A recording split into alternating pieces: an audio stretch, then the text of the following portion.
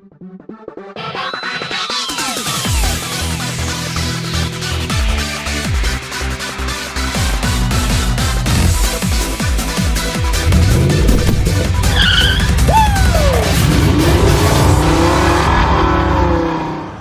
guys, Proton S70 MC 2026 dah pun dilancarkan dan harganya pun lebih kurang sama macam yang 2023 punya, cuma ada rebate extra, so harganya jadi lebih murah sikit lah. Jadi pada hari ni saya nak test drive kereta ini, tapi bukan kat showroom kita nak pergi test drive dekat F1 Sepang Circuit. Jom, let's go.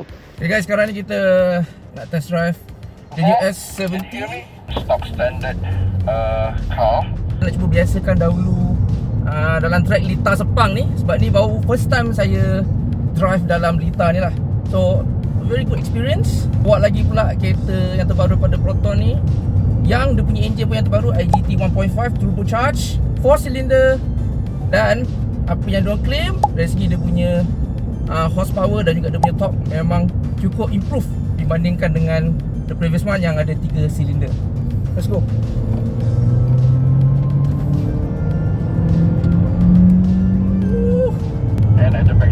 Sekarang 120, 130. Okay, sekarang saya nak cerita sikit lah dari segi dia punya NVH.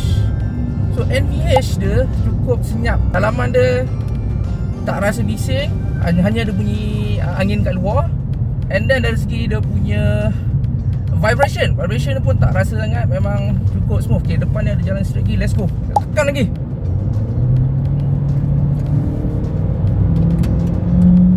Dia pijak sampai lantai ni lah.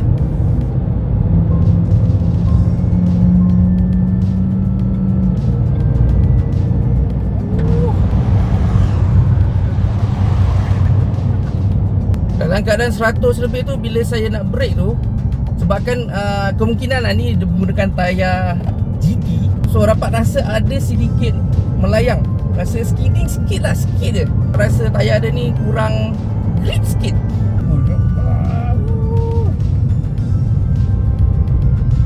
Ush. Okay, tadi saya buat cornering, okay, dalam 60 km sangat smooth. Memang tak rasa nak melayang pun. This is the Proton handling yang saya kenal.